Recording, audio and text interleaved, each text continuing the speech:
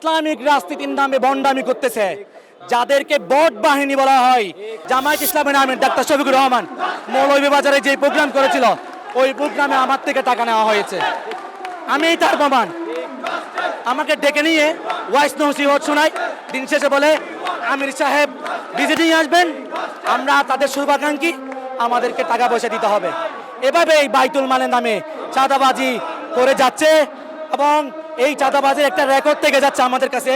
সেই জন্যই আমাদেরকে বিতাড়িত করা। একটি দল সেখানে সবসময় হস্তক্ষেপ করেন। তারা ম্যানেজারের রুমে এসে চা নাস্তা খান, বিকেলের দিকে বলে যান আপনারা টাকাগুলো তুলে নেন। কোন টাকা? যে টাকা বাইতুল মালের নামে মাস শেষে তোলা হয়, সেই টাকাগুলো তুলে নেন।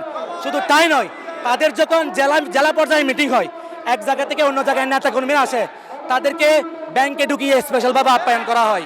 ইসলামী ব্যাংকগুলোকে ধ্বংস করার জন্য একটি দল 5ই আগস্ট পরে মাথাচাড়া দিয়ে উঠেছে, যারা আই ওয়াশ করে পরীক্ষার নামে দলীয় নিয়োগ দিয়েছে, যারা ব্যাংক থেকে বছরকে বছর ইয়ানতের নামে চাঁদাবাজি করতেছে, যারা ম্যানেজারের চেম্বারকে দলীয় রুম বানিয়েছে, যারা তাদের দলের লোকজনকে স্পেশাল আপ্যায়ন, অন্যান্য পাবলিক আসলে লোন বিনিয়োগ দেওয়ার সময় নয়চয় তাদের দলের লোকের ক্ষেত্রে সহজ করে দেয়, তারাই তাদের এই সমস্ত এজেন্ডা সহজভাবে বাস্তবায়ন করতে পারতেছে না বিধায় আমাদেরকে চাকরিচ্যুত করার জন্য উঠে পড়ে লেগেছে।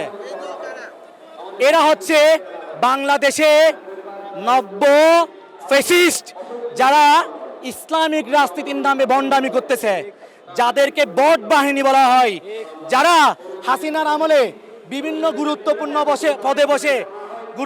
পদে বসে ইসলামী ব্যাংকের বিভিন্ন গুরুত্বপূর্ণ পদে থেকে ডাবল প্রমোশন নিয়েছে, এক্সেস বিনিয়োগ দিয়েছে, হাসিনার দূষরদের সহযোগিতা করে এই ব্যাংকটার সুনাম ক্ষুণ্ণ করেছে। ঠিক তারাই আজকে ত্যাগী শেষে তাদের স্থানকে মজবুত করার জন্য আমাদেরকে পাথরের ট্যাগ দিয়ে এই টার্মিনেশন দিয়েছে বলে আমি মনে করছি।